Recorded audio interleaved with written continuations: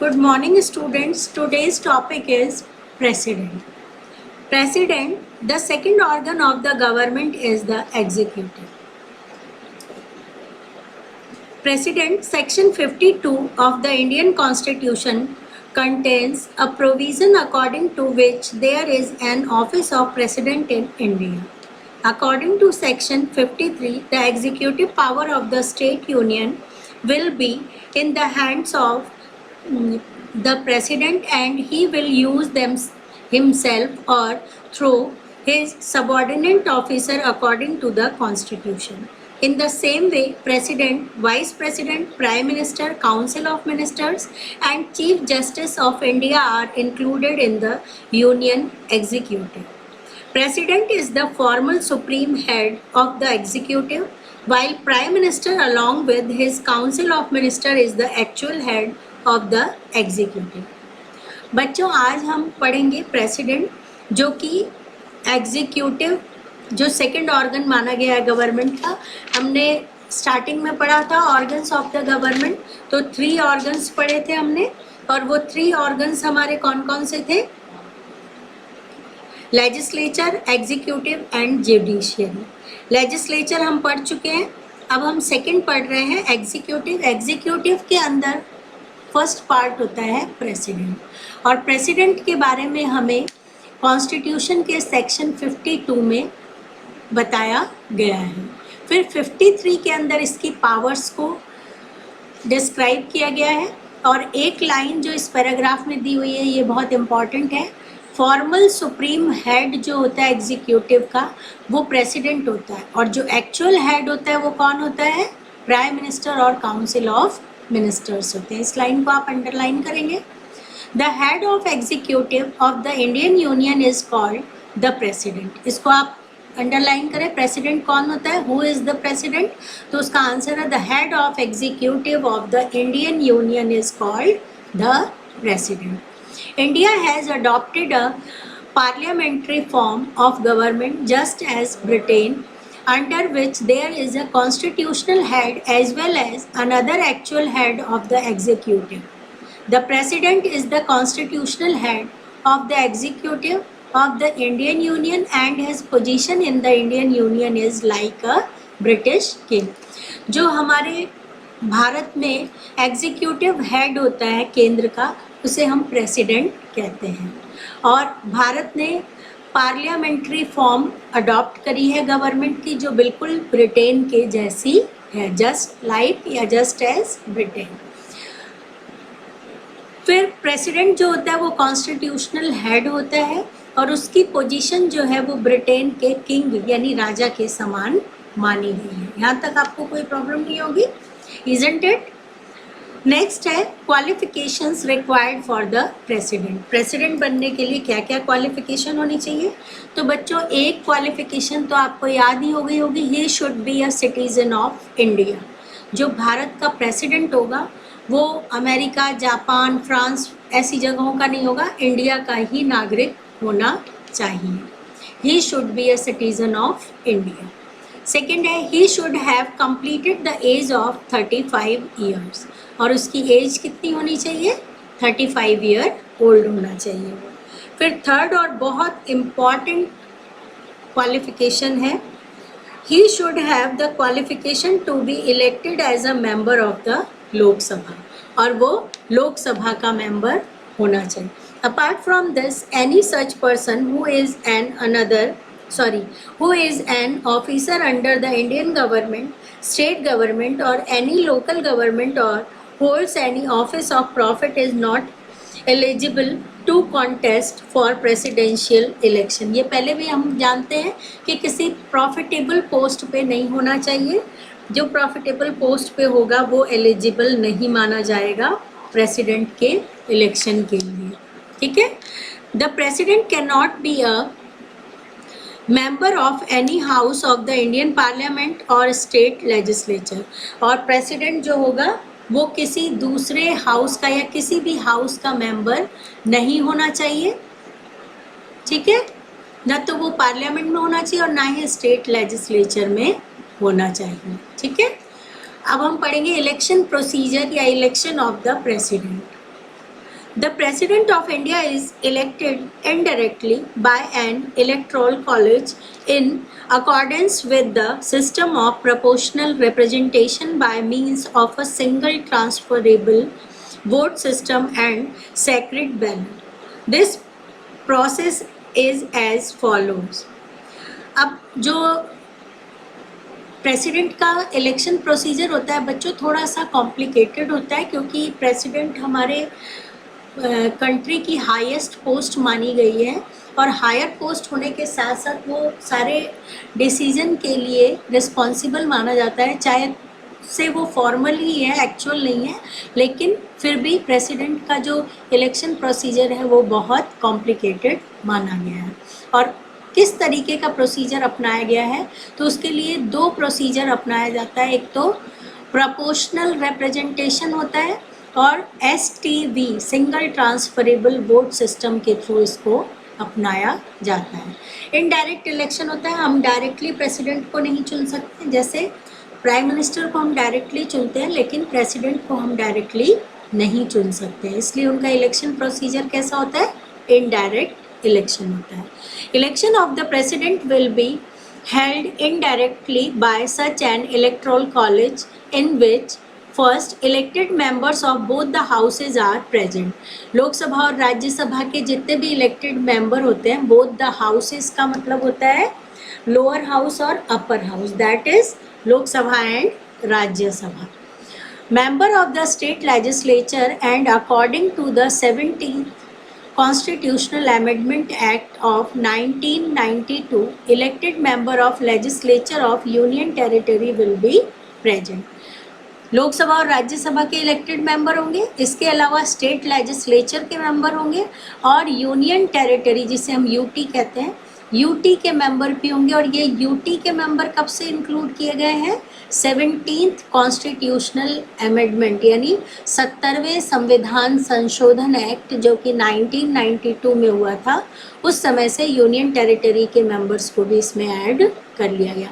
अब आपको क्लियर होना चाहिए, लोकसभा और राज्यसभा के इलेक्टेड मेंबर और स्टेट लेजिस्लेचर के मेंबर और इसके अलावा यूनियन टेरिटरी के मेंबर जो होंगे वो इसके वो होंगे, मतलब इसके अंदर पार्ट लेते हैं या पार्टिसिपेंट होते हैं। Is that clear? अब हम पढ़ेंगे सिंगल ट्रांसफरेबल वोट सिस्टम क्या होता है। The elected member of state legislature and legislatures of union territories will elected the president through a special election procedure known as single transferable vote system।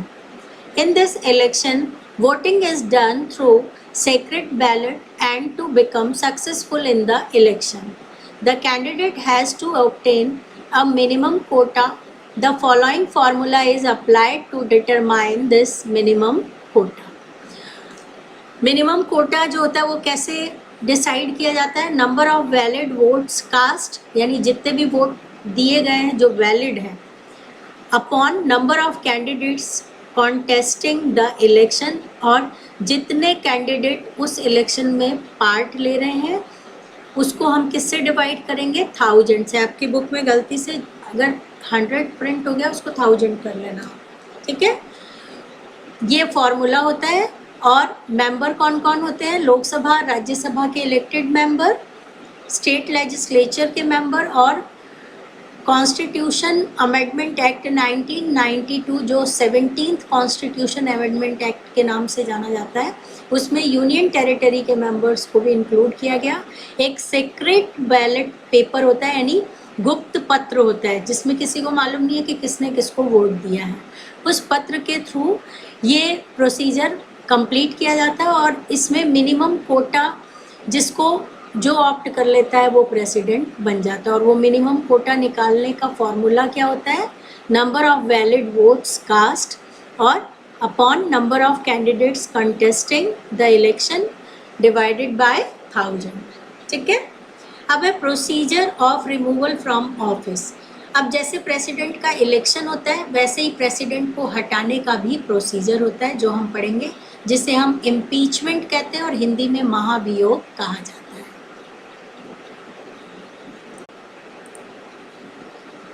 Impeachment tenure of the president of India is 5 years, but according to section 61 of the Indian Constitution, in case if the president breaches the constitution, then he can be removed from office through impeachment. वैसे तो president का जो tenure का मतलब होता है कार्यकाल, time period जिसे हम कहते हैं ना, उसको कॉन्स्टिट्यूशन में टेन्योर कहा गया है। टेन्योर को हिंदी में कार्यकाल कहते हैं। कितने समय तक बना रह सकता है वो?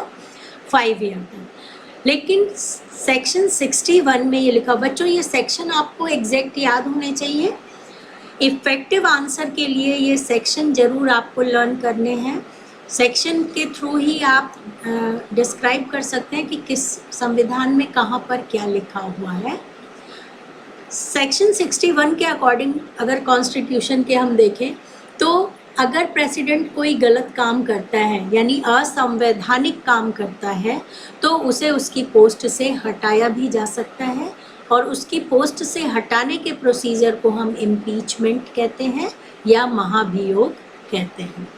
From office through impeachment, according to the procedure mentioned in the Constitution, each house of the Indian Parliament has the right to impeach him. Lok Sabha और राज्यसभा दो हाउस होते हैं, दोनों हाउस में से किसी भी हाउस को ये राइट है कि वो इम्पीच कर सकता है, महाभियोग लगा सकता है। To initiate the process of impeachment, signature of 1/3 of the total number of members of the respective houses is required. एक हाउस के अंदर जितने भी टोटल मेंबर है ना, उसका 1/3 पार्ट जो है वो इम्पीचमेंट के लिए सिग्नेचर करना जरूरी है। यानी 100 लोग हैं तो 100 का 1/3 यानी 1/4 यानी 1/4 पार्ट जो है वो यानी 25% लोगों के सिग्नेचर उसके अंदर होने चाहिए। After 14 days of receipt of such mention in the house, discussion will be, motion gets passed with 2/3 majority of the member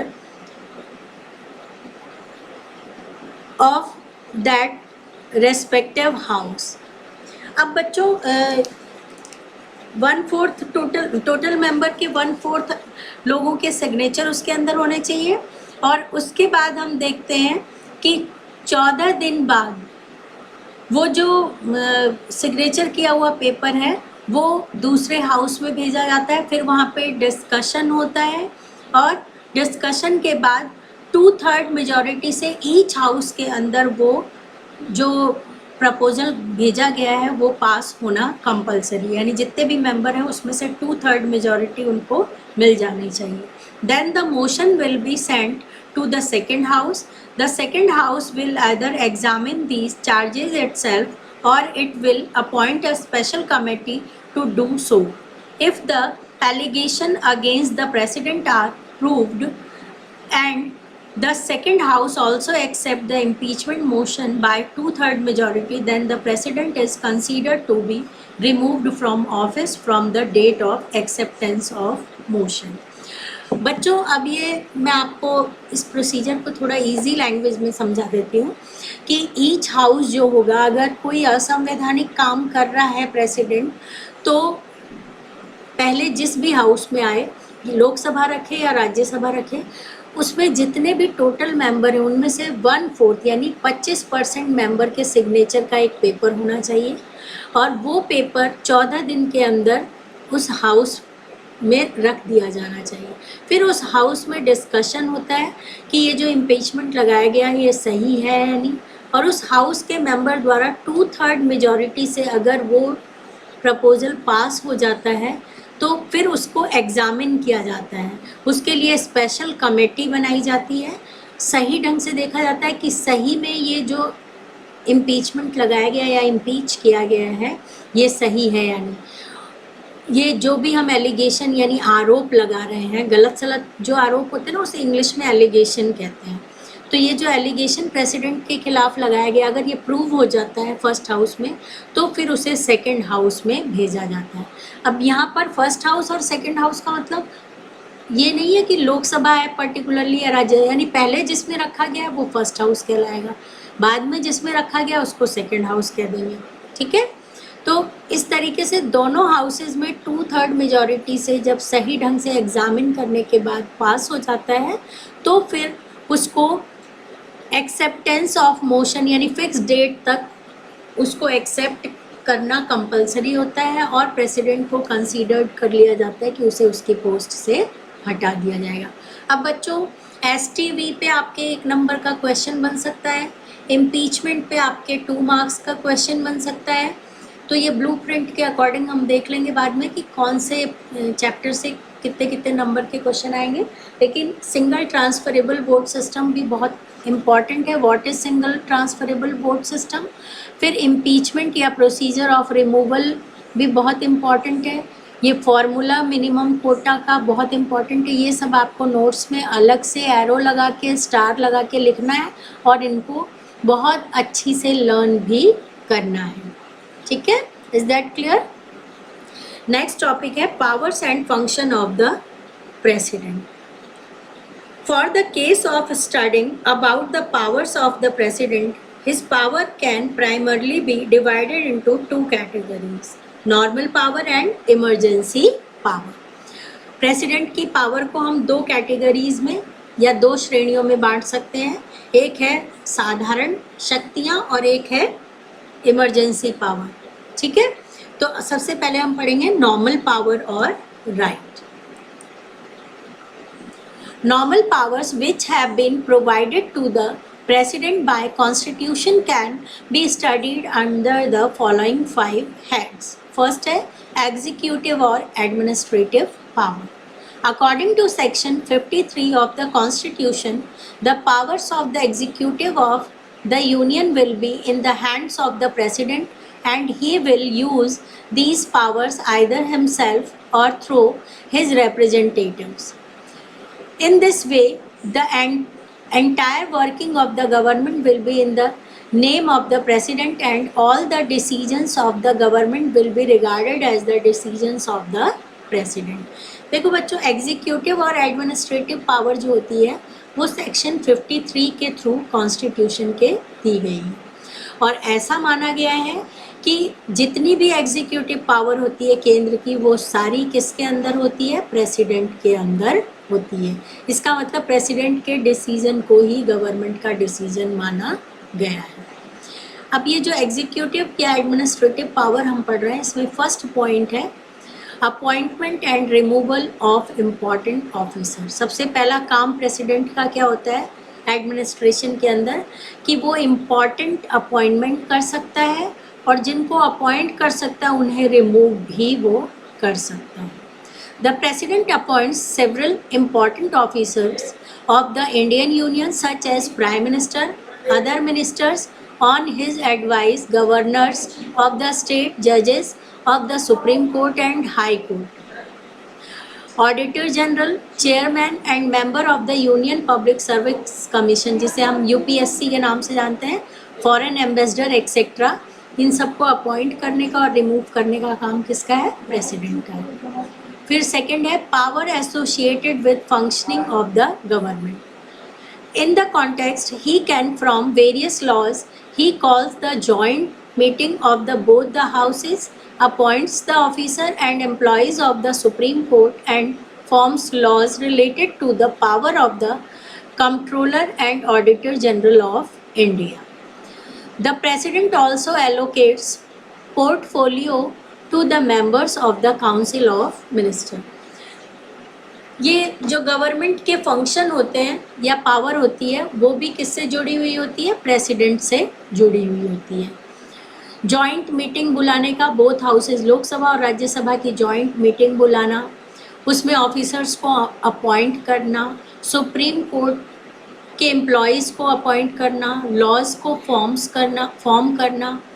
फिर कंट्रोलर और ऑडिटर जनरल कहते हैं जो प्राइम मिनिस्टर और प्रेसिडेंट के जो लॉ से रिलेटेड ऑफिसर होते हैं वो ऑडिटर जनरल यानी कानून व्यवस्था को जो समझाते हैं बनाते हैं वो कहलाते हैं। The president also allocate portfolios. Portfolios का मतलब होता है कार्यों का विभाजन। काउंसिल ऑफ मिनिस्टर्स जो होते हैं उनके मेंबर के पोर्टफोलियो को पोर्टफोलियो का मतलब होता है कि वो जो काउंसिल ऑफ मिनिस्टर्स होते हैं उनके डिपार्टमेंट का जो डिवीज़न होता है, एलोकेट का मतलब होता है उनको बांटना, तो वो पोर्टफोलियो यानी विभागों का बंटवारा कौन करता है? प्रेसिडेंट करता है। वैसे आपको मालूम है एक्चुअल में वो डिवीज़न जो होता है वो प्राइम मिनिस्टर करता है, लेकिन ऑफिशियल हेड जो होता है वो प्रेसिडेंट होता है, इसलिए संविधान में यही लिखा हुआ है कि उसका बंटवारा कौन करेगा? प्रेसिडेंट करेगा। लेकिन प्रेसिडेंट का काम होता है बच्चों सिर्फ सिग्नेचर करने का, वो बंटवारा एक्चुअल में करते हैं प्राइम मिनिस्टर। ठीक है, फिर थर्ड पॉइंट है फॉरेन पावर, विदेशी क्षेत्र की शक्ति जो होती है। अब मैं आपको वैसे ही समझा देती हूँ कि कॉन्स्टिट्यूशनल हेड होने के कारण इंडिया का जो प्रेसिडेंट होगा उसे फॉरेन कंट्री से रिलेटेड यानी विदेशों में इंडिया का जो रिप्रेजेंटेशन करेगा या इंडिया को रिप्रेजेंट करेगा वो कौन करेगा? प्रेसिडेंट करेगा। ठीक है, इसके अलावा एम्बेसडर होते हैं हमारे विदेशों में, राजदूत अपॉइंट किए जाते हैं। उन राजदूतों को और डिप्लोमेट्स कहते हैं हम कूटनीतिज्ञों को, जो दो कंट्री के बीच में आपस में कोई समझौता कराने का काम करें या कोई स्पेशल पॉलिसीज़ फॉर्म करें, उसे हम डिप्लोमेट्स कहते हैं। तो उन सबको अपॉइंट करने का काम भी जो है वो कौन करता है? वो सारे प्रेसिडेंट के द्वारा ही किए जाते हैं। हमारे जो एम्बेसडर होते हैं इंडियन एम्बेसीज़ में, उनके सर्टिफिकेट्स को, उन सब चीज़ों को यानी फॉरेन रिलेशन से रिलेटेड जितनी भी चीज़ें होती हैं उन सारी चीज़ों को नियुक्त करने का काम और उनके सर्टिफिकेट वगैरह को एक्सेप्ट करने का काम जो होता है वो सारा राष्ट्रपति के द्वारा ही किया जाता है। इसके अलावा जितनी भी अलायंस होती है, अलायंस कहते हैं संधियों को, और एग्रीमेंट कहते हैं समझौते जो होते हैं, जितनी भी संधि और समझौते होते हैं उन सब के ऊपर किसका नाम होता है या सिग्नेचर होता है? प्रेसिडेंट का नाम होता है। यानी हमारे इंडियन ऑफिस का सारा वर्क जो होता है वो प्रेसिडेंट के नाम से किया जाता है। फिर है मिलिट्री पावर। प्रेसिडेंट को आपको मालूम है तीनों सेनाओं का हेड माना जाता है। The president of India is the supreme commander of all the 3 forces. वो एयरफोर्स, आर्मी, नेवी और थर्ड हमारी होती है जल सेना, थल सेना और वायु सेना। आर्मी, नेवी, एयरफोर्स ये सब जो होती है, इन सब का हेड जो होता है वो कौन होता है? हमारा प्रेसिडेंट होता है।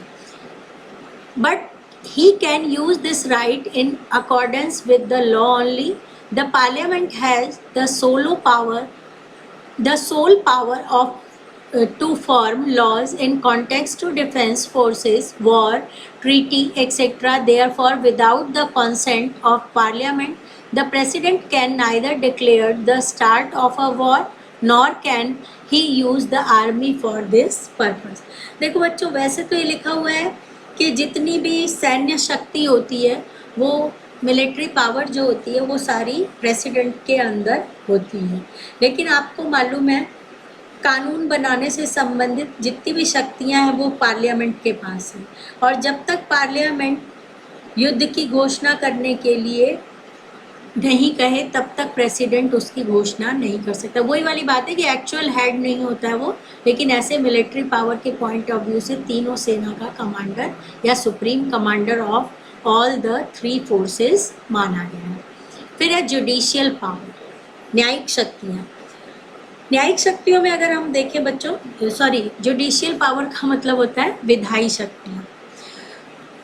Though the president is the constitutional head of Indian Union executive, he is also regarded as an integral part of Indian Parliament, and in this context, president has the following judicial power. First है administration of law. कानून बनाने के क्षेत्र में या विधायी क्षेत्र का प्रशासन जो है वो किसके हाथ में होता है? प्रेसिडेंट के हाथ में माना गया है। ठीक है, The president enjoys several power in context to administration of law. He called the session of parliament and declares its conclusion. He can dissolve the Lok Sabha even before completion of its term the Lok Sabha has been dissolved for 9 time up till now. ये मैंने आपको पहले भी पढ़ा दिया था कि हिंदुस्तान में लोकसभा अपने समय से पहले डिसॉल्व की जा चुकी है। कितनी बार? 9 टाइम, 9 बार की जा चुकी है। और ये कौन करता है? प्रेसिडेंट करता है। In the beginning of session of parliament the president gives a speech the joint meeting of both the houses. On other occasions also he performed the work addressing the parliament or giving speech in its meeting. इसका मतलब है जितनी भी joint meeting होती है उसमें speech देने का काम, लोकसभा को डिसॉल्व करने का काम, ये सारा काम जो है कॉमन पॉलिसीज पर गवर्नमेंट का डिक्लेरेशन जो होता है वो प्रेसिडेंट की स्पीच के बाद ही होता है। यानी लॉ में भी अगर हम देखें तो सुप्रीम हेड होता है कौन? हमारा प्रेसिडेंट। फिर है power to nominate the members. अब आपको मालूम है बच्चों, राज्यसभा के अंदर 12 मेंबर नॉमिनेट किए जाते हैं। ये मैंने राज्यसभा पढ़ाते समय भी आपको बताया था। और वो 12 मेंबर कौन होते हैं? जो आर्ट में, लिटरेचर में, साइंस में, स्पोर्ट्स में बहुत एक्सीलेंट होते हैं, जो एक्सपर्ट होते हैं उनको नॉमिनेट किया जाता है। और ये नॉमिनेशन, और 2 एंग्लो इंडियन मेंबर्स होते हैं जो एंग्लो इंडियन कमेटी से बनाए जाते हैं। और ये 12 के 12 मेंबर जो होते हैं ये कौन नॉमिनेट करता है? प्रेसिडेंट करता है। इसका मतलब प्रेसिडेंट के पास इसको पावर होती है।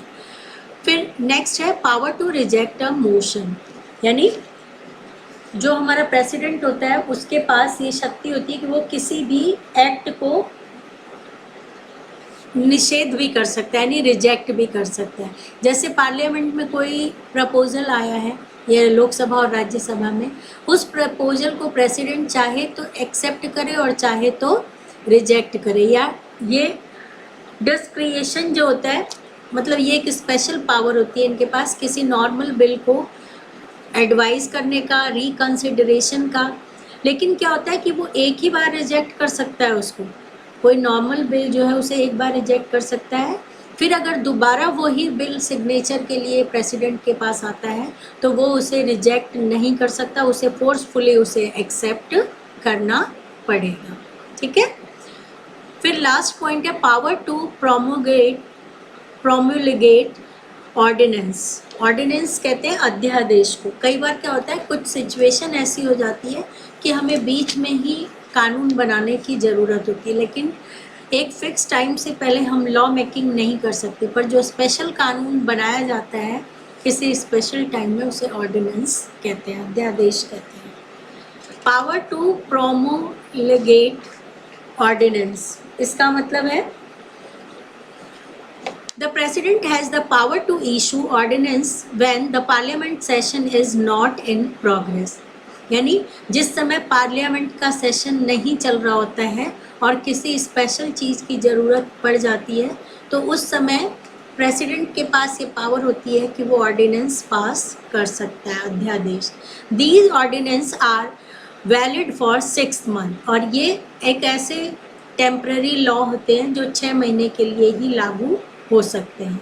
But if the parliament wishes these ordinance can be abolished even before the completion of their tenure. लेकिन पार्लियामेंट के पास ये राइट है कि वो चाहे तो 6 महीने से पहले भी इसे रिमूव कर सकता है। ऐसे ही फाइनेंशियल पावर है, कुछ इम्पॉर्टेंट फाइनेंशियल पावर प्रेसिडेंट को दी गई है। प्रेसिडेंट जो होता है वो इनकम एंड एक्सपेंडिचर यानी बजट से रिलेटेड चीज़ों का अकाउंट रख सकता है, और पार्लियामेंट में बिना प्रेसिडेंट के कॉन्सेंट के कोई भी फाइनेंशियल बिल जो है उसे लोकसभा में इंट्रोड्यूस नहीं किया जा सकता है। इसका मतलब प्रेसिडेंट की अनुमति से ही हम इसे इंट्रोड्यूस कर सकते हैं। फिर जुडिशियल पावर है, न्यायिक शक्तियाँ। तो न्यायिक शक्तियों में अगर हम देखें तो our constitution has adopt the concept of freedom of the judiciary, यानी हमारे जुडिशियरी को अलग रखा गया है। फिर भी प्रेसिडेंट को ये राइट है कि वो जुडिशियरी मैटर में अपनी सलाह दे सकता है। इसका मतलब है प्रेसिडेंट हमारी कंट्री का बहुत ही पावरफुल और हेड मेंबर होता है जिसको हमें एक्सेप्ट करना